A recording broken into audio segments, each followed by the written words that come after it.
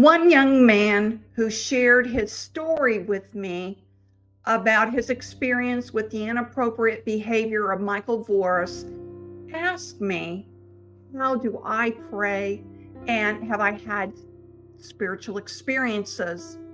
This video is about my encounters with God and my guardian angel, how to talk to God and your guardian angel. I hope it helps you develop deeper spiritual relationships with holy spiritual beings God provides us to help us. In a world where we've been told not to believe our eyes, not to believe what we hear, many people have shut off their spiritual side, their intuition side. Catholicism, though, is steeped in mysticism.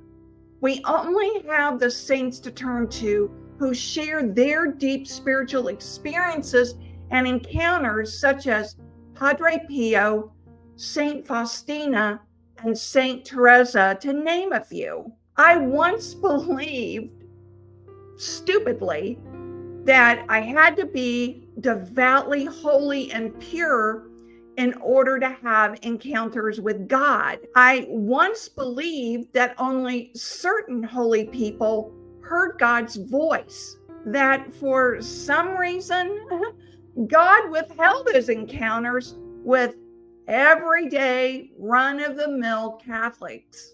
But I learned that's not true. And it's really a lie that I often hear in Catholic circles.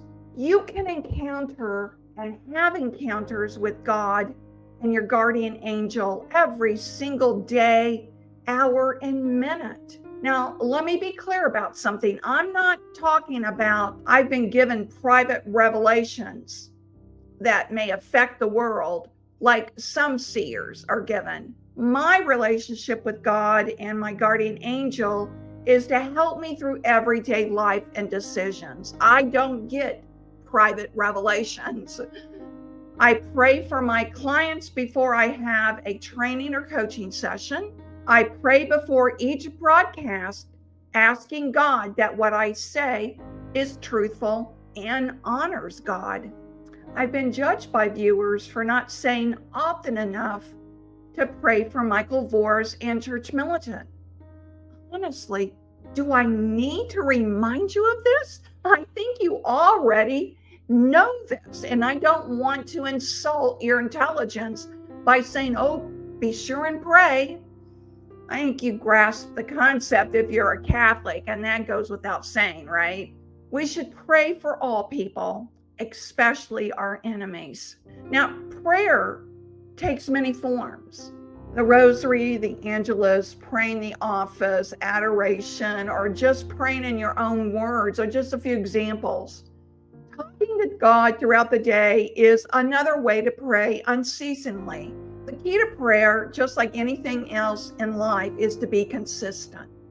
Along with the usual Catholic prayers, I add in meditation. And consistent daily meditation is the key to opening up your heart, connecting to your soul and spirit, which elevates your spiritual side of nature to God. As you know, we're both spirit and body. And this became abundantly clear during my near-death experience. I meditate every day for up to an hour. When I began, I could only meditate for 5 minutes.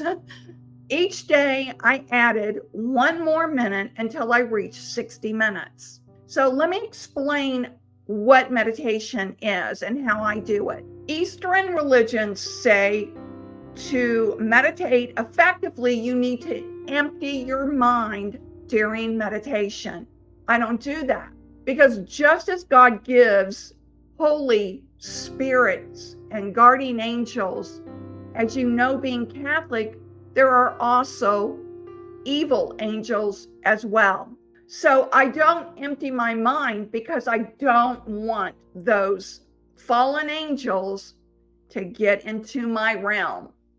So instead, I fill my mind with Jesus, Or I'll meditate on that near-death experience when I felt God's love and joy just permeate through me. That's how I meditate. You fill your mind with the image of Jesus or God or a Heavenly Mother or a favorite saint. If this is difficult for you, then hold a holy card and gaze at the image until you're able to close your eyes and see the image in your mind.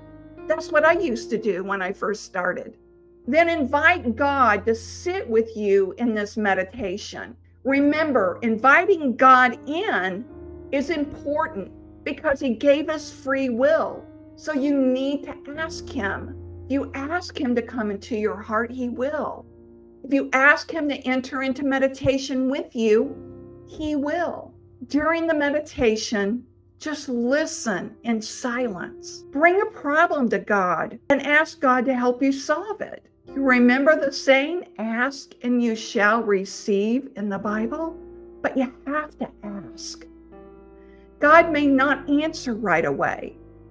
For me, He waited to see if I'd be faithfully sitting with Him in meditation every day.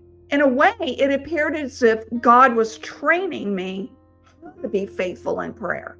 It will be different for you. Everyone will have a different experience, but the process will be the same. Part of the process is training the mind and body to obey you. Most people struggle disciplining their thoughts. 1 minute into meditation, especially if you're just getting started, your body will start to squirm. Thoughts begin to intrude. Oh, I got to pick up milk. Or what should I cook for dinner? Or I got to finish this project by Friday. Or whatever's on your mind. When this happens, and it will, simply choose a word to regain focus. Choose a word to begin training the mind to refocus. Say the word either in your mind or out loud. If you've never tried meditation, it will take consistent practice. It took me about 18 months to not only retrain my mind and body, but also to hear the subtle voice of God in my mind through thoughts. In my near-death experience, the conversation I had with the spiritual beings who were with me wasn't audible. It was all done telepathically. After my near-death experience, I understood the communication is not audible, but through thoughts, and I began listening intently to those thoughts.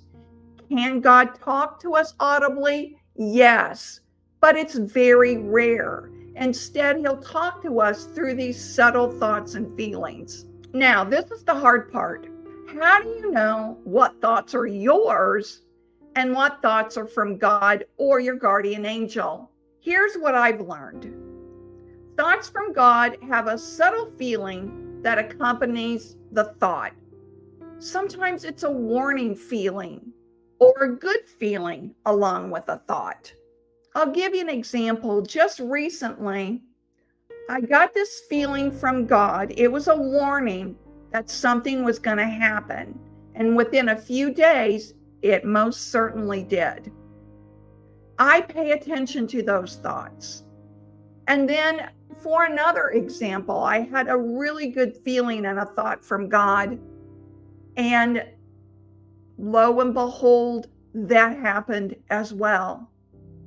And my guardian angel communicates with me through feelings of comfort, or when I ask, feelings of taking action. Every night when I go to sleep, I ask my guardian angel to wrap me in his wings of peace and comfort and help me to go to sleep. During the day, I ask my guardian angel to help motivate me to do the things that need to be done during the course of the day, to help keep me on track with my work schedule, and to get me up off that couch and do those dishes. I always include God that my will be His, and include my guardian angel all through my day. Am I perfect about this? Oh gosh, far from it. Do I still sin? Yes, I do. But God doesn't ask for perfection. He asks us to be faithful. Meditation is one area you can be faithful. Just set aside time to just be with God. Sometimes I don't ask God a single question. All I want is to sit in His presence. Sometimes I do this meditation at an adoration chapel, and I'm lucky that my parish has a 24/7 adoration chapel that you can go to night and day. But if that's not possible for you, then set aside time in your home in a comfortable area that you can meditate in complete silence. As a matter of fact, I work from home, and during the day, I always work in complete silence. There's no background noise at all. I don't have the TV playing in the background, and I don't have music playing in the background. I want the silence so I can hear God's subtle voice throughout the day. Above is a video you can watch where I share some of my spiritual experiences. Check it out. You can have encounters with God and your guardian angel too. Be open throughout the day to the graces God gives us every single day. Remember, eternal life is forever. Got a plan? God bless you, and I'll see you on the next video.